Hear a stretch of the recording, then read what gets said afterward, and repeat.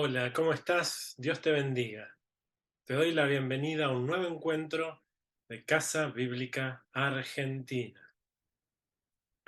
Y te quería comentar que la primera lámpara eléctrica o bombilla comercial de larga duración tenía una vida útil de 40 horas. Fue desarrollada por Thomas Edison en Estados Unidos. Edison tenía 32 años a finales de 1879, cuando iluminó por primera vez el frente de su laboratorio y la calle de Menlo Park, donde él vivía, donde él trabajaba en Estados Unidos, y ese era el inicio del alumbrado eléctrico. Hoy en día no nos asombra que una lámpara se encienda y alumbre, pero tanto en aquel histórico momento como hoy en día, cualquier lámpara que se alimente de electricidad no sirve ni tiene sentido si no está conectada a la fuente. Puedo desconectarla desde la misma rosca del portalámpara, desde una tecla de encendido o desde la llave principal de la casa. Incluso cortar la alimentación del pilar de la calle o dejar de pagar sencillamente el servicio de electricidad hasta que nos corten el servicio.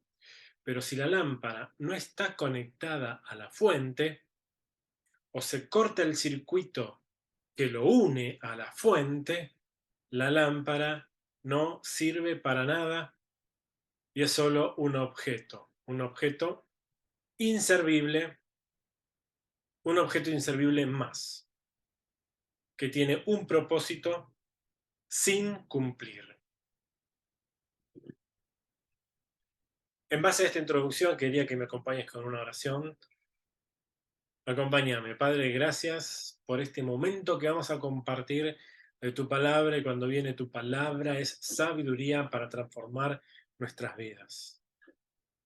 Gracias, Padre, que podamos tener el entendimiento abierto para recibir tus mandamientos y poder atesorarlos para una nueva transformación interna externa e integral de nuestras vidas. Gracias, Padre, por tu palabra. Amén. Te invito a que leamos el Evangelio de San Lucas, capítulo 15. San Lucas, capítulo 15, versículo 1 y 2. Dice así la palabra del Señor. Se acercaban a Jesús todos los publicanos y pecadores para oírle. Y los fariseos y los escribas murmuraban, diciendo, «Este a los pecadores recibe y con ellos come».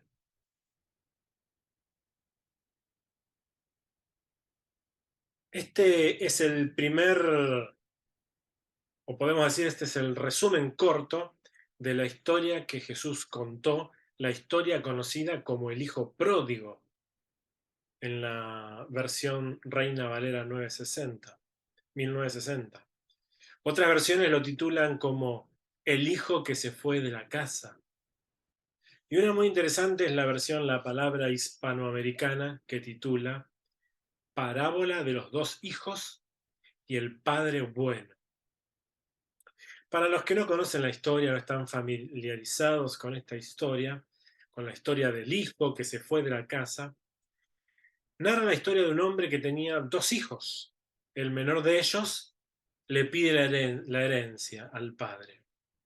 Y éste les reparte sus bienes a los hijos. Días después, el menor se va muy lejos. Vive la vida loca, malgasta todo y termina viviendo en la calle, trabajando en el peor trabajo que pudiese existir, en medio de los cerdos, explotado por un jefe abusivo, etcétera, etcétera. Estando el hijo menor, el que se va en medio de la mugre, en el peor escenario, recapacita. Vuelve en sí, dice la palabra del Señor. Se despabila de su estupidez. Estupidez, el significado, lo cito, es falta de entendimiento para comprender las cosas. Y vuelve a la casa. Cuando vuelve en sí y se despabila, vuelve a la casa de su padre y el padre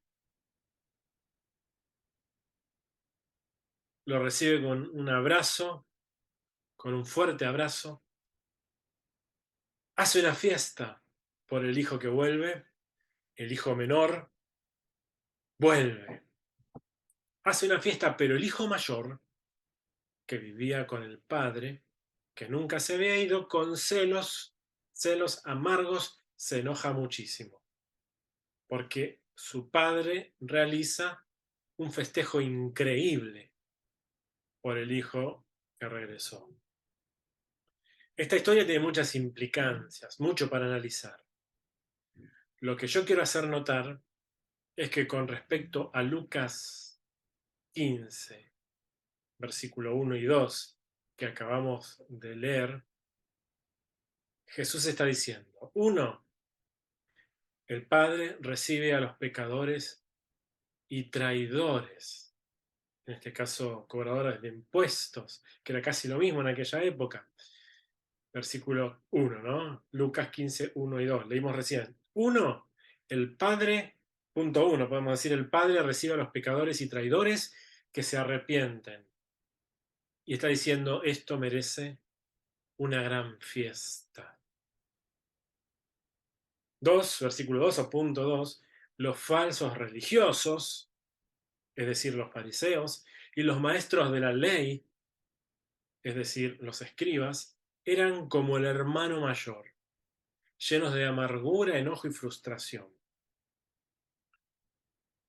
En la fábula del perro del hortelano, para los que lo conocen, si hacemos una versión bíblica sería, ellos no abrazaban la salvación, pero tampoco querían que los demás se salven, ni lo uno ni lo otro. Y Jesús responde enfáticamente este murmullo de los falsos religiosos y los maestros de la ley de esta manera. Acompáñame al versículo 7 del capítulo 15.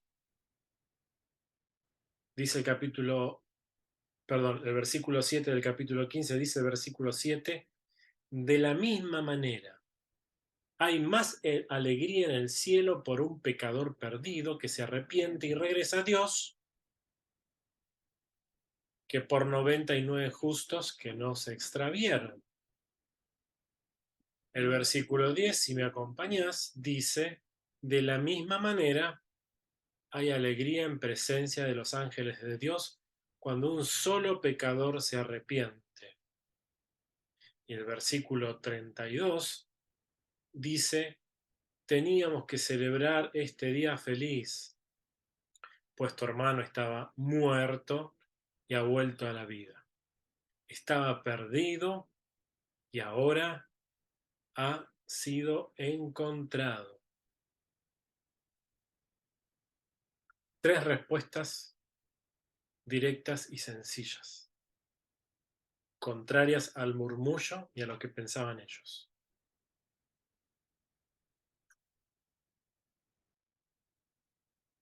Esta historia tiene una enseñanza que Jesús estimó que era más que necesaria. Por eso la contó, era más que necesaria contarla y dejarla por escrito para nosotros.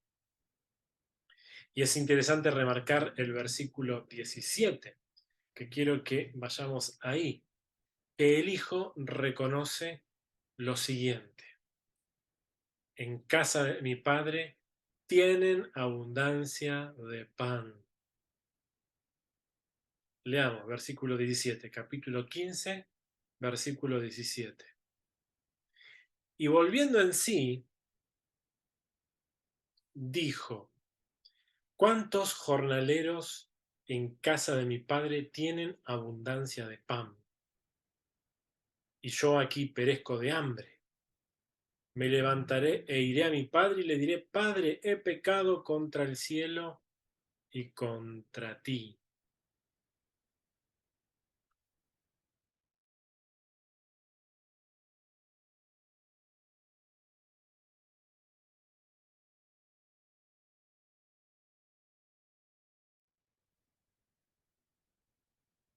Él había, él se había desconectado de su procedencia, de su linaje, de su familia, de su identidad. Se había desconectado de la casa de su padre.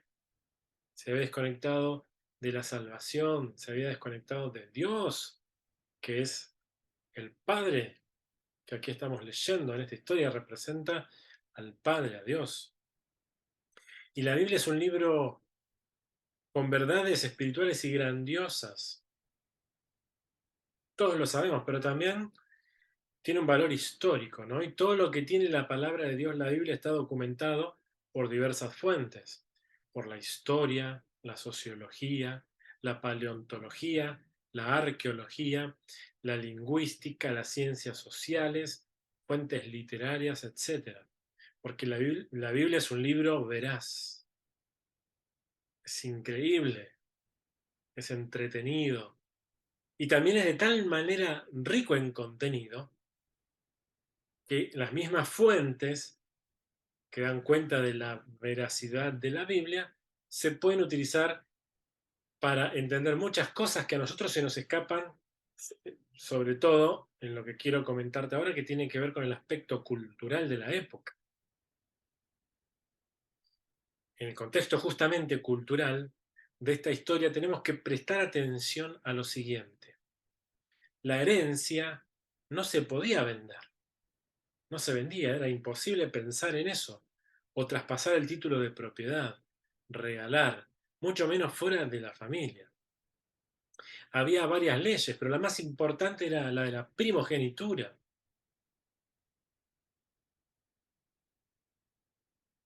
que era que la bendición de todos los bienes recaía en el hijo mayor. aunque el hijo menor también disfrutaría de estos beneficios. Había todo un sistema de valores que no se podía romper.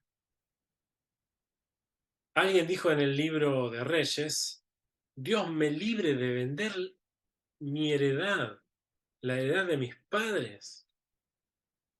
Era algo muy raro que alguien rompa lo que Dios había establecido, y un dato no menor, la herencia, un dato no menor es que la herencia se traspasaba también con la muerte del padre. Digo no menor porque literalmente el hijo estaba diciendo, padre, para mí estás muerto. Para los que conocen un poco más de la Biblia, hay dos casos excepcionales y aleccionadores, que son los siguientes. Cuando Esaú vendió la primogenitura y cuando Abraham convirtió en heredero a Isaac en lugar de Ismael. Casos excepcionales, con historias también increíbles y hasta trágicas en muchos casos. Lo que el hijo menor estaba expresando al padre era, no quiero tener nada contigo. No quiero tener nada contigo. Estaba expresando, no quiero tener ninguna obligación con mi padre. Estaba diciendo, no quiero estar bajo la autoridad de mi padre.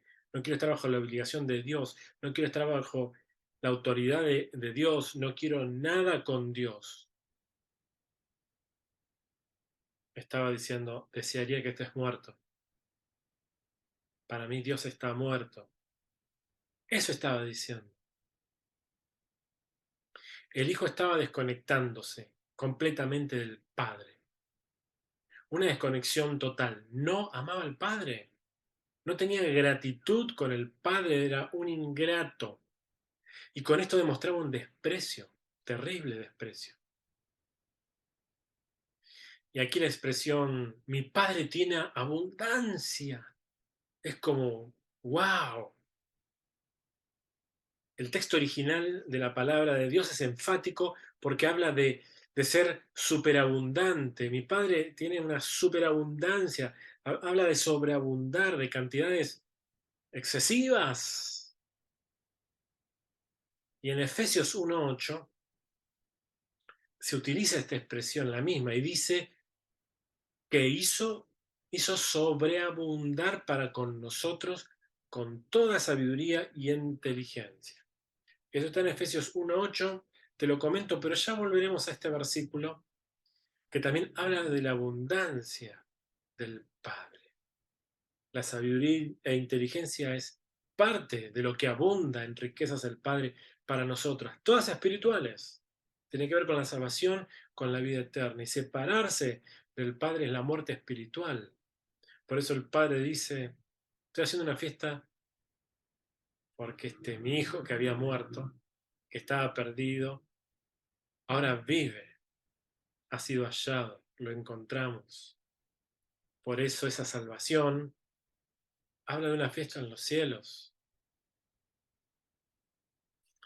Esta es la historia de un joven que se aleja de la abundancia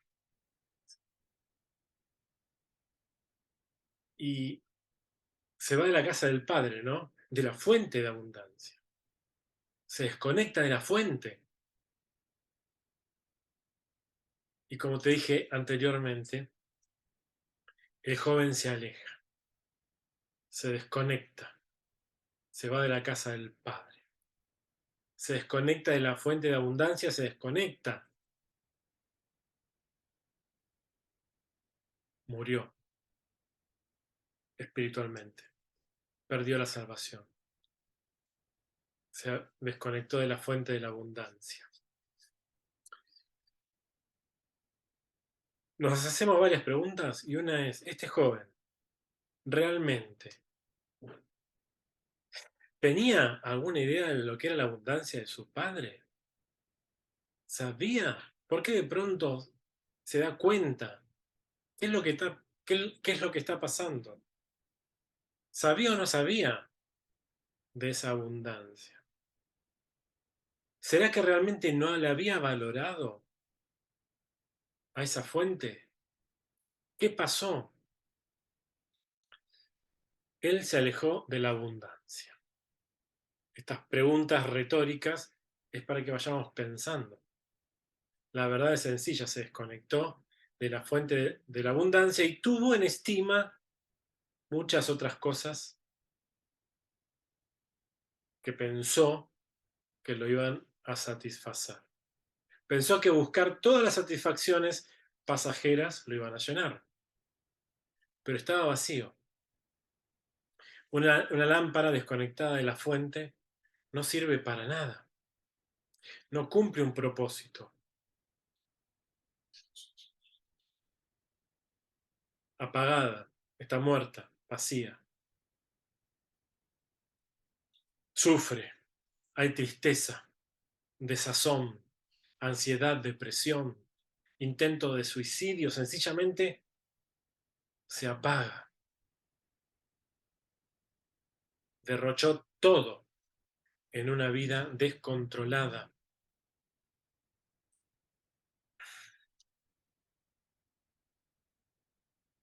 Las riquezas materiales se gastan, se consumen, se deterioran, se terminan. Si no estamos conectados a la fuente, cuando se acaba todo lo que poseemos material, solo encontraremos que somos una persona más en el chiquero. Somos una persona más sin valor, una persona que no tiene nada, vacío, espiritual y emocional. Todo lo que tenemos, todo lo que somos, absolutamente todo tiene que estar conectado a la fuente, conectado a la fuente de las bendiciones. Pero estas no son materiales, sino que son espirituales y la historia es muy eh, didáctica, pero también explícita en lo que cuenta. Está diciendo, desconectado de la fuente de las riquezas espirituales, solo vas a tener eh, tus recursos materiales, que no sirven para nada porque cuando se te gasten, te vas a dar cuenta que tu desconexión muestra tu verdadera identidad muerta, separada de la fuente, y en la fuente es la fiesta, la salvación. Digamos, es bien, bien claro el mensaje, ¿no? Y esas riquezas, esa abundancia de pan es espiritual.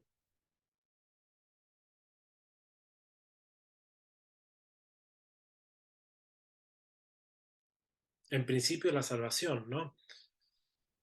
Lucas, San Lucas, versículo 16, 15, si damos vuelta a una hoja en lo que estamos leyendo, dice, lo que los hombres tienen por sublime, delante de Dios es abominación. Está clarito. La Reina Valera contemporánea lo dice así.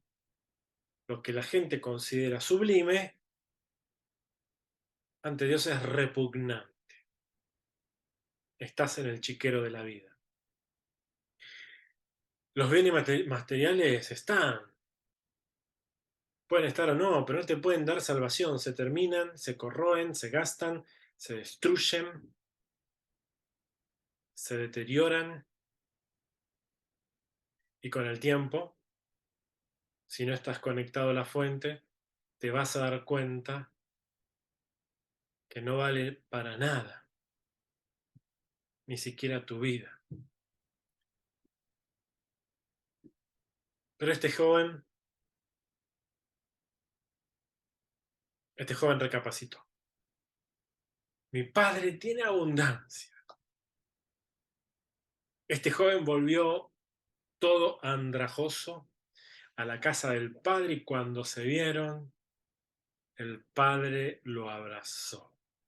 Se juntaron en un abrazo.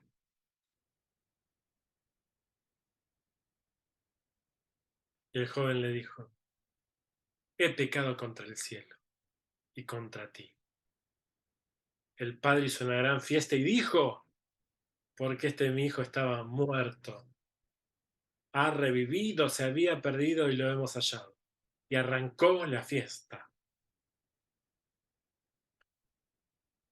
Muerte por un lado, vida por el otro. Estaba perdido, pero ha sido hallado. Estaba alejado, pero ahora está aquí.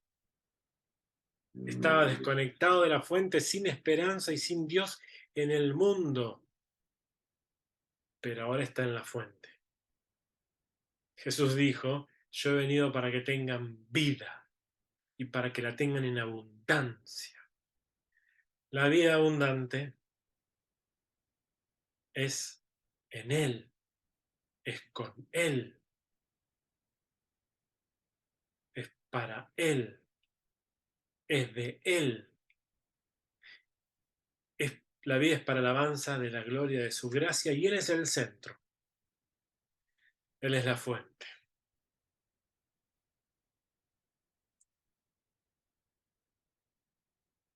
Dije que volveríamos a Efesios 1:8 y te voy a relatar 12 puntos.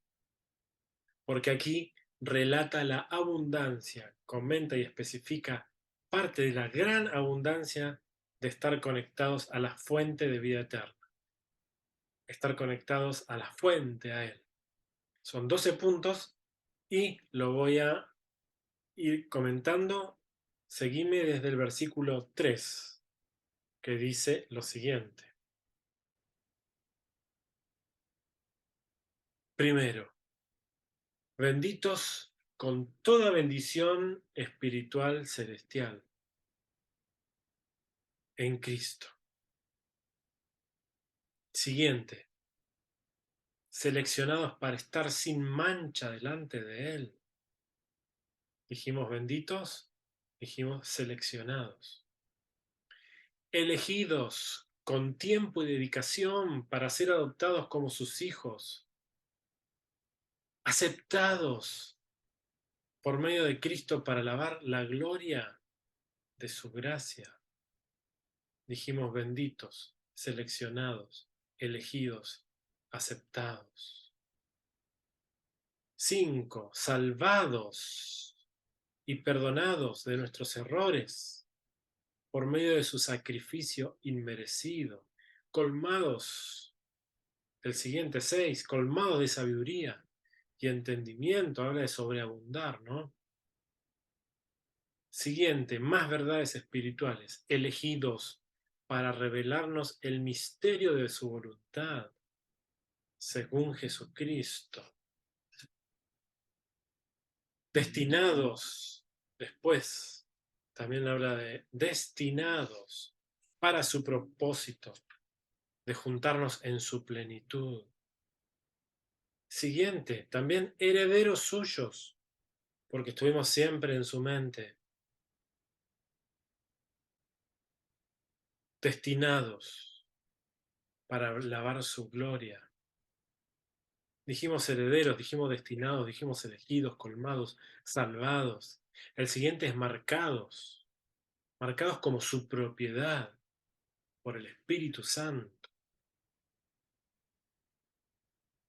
Y el siguiente, el punto 12, que está en el versículo 14, para finalizar estos puntos, es asegurados para su reino, con el boleto de compra-venta hasta que salga la escritura.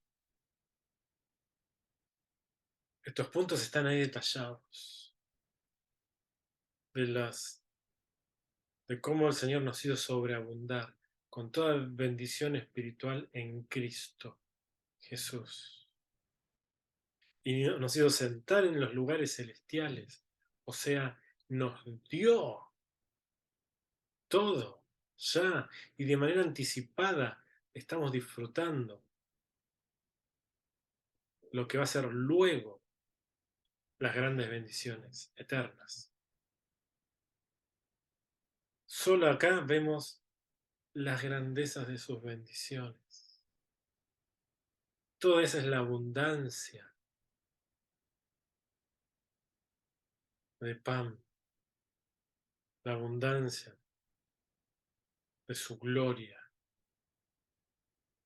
parte de lo que es. El Hijo se conectó a la fuente para vivir de esa manera, de alguien que nos eligió, que nos seleccionó de manera especial, para que a partir de ahora, si te creíste nada, lo cual eras, si te creíste nadie, lo cual eras, si te sentiste vacío, lo cual estabas, si te sentiste agobiado, si te sentiste muerto, vacío sentimentalmente, emocionalmente, o cualquier manera, sí lo estabas. Fuera de la fuente lo estás, pero conectate a la fuente, para estar unido a nuestro Dios, unidos al Padre, y para que se encienda tu vida y vivas, seas salvo y que comience la fiesta. No vivas desconectado. Acompáñame en esta oración. Padre, gracias por todas las bendiciones. Ayúdanos, guíanos, que no estemos desconectados, que podamos alcanzar a los desconectados, así como vos viniste para dar tu vida por nosotros, por los que se habían perdido, nosotros podamos ir por aquellos que no han escuchado tu evangelio, que necesitan de ti, a los que están necesitados de la fuente de vida eterna. Gracias, Padre, por todo. Oro por los que escuchan este mensaje, que vivan esa vida sobrenatural contigo, de tantas bendiciones espirituales, y que nadie esté vacío al conocerte, sino que vea la fuente de vida eterna, la vida abundante que es en ti, Padre, que la puedan vivir y que puedan responder cada uno a su llamado. Gracias, Padre.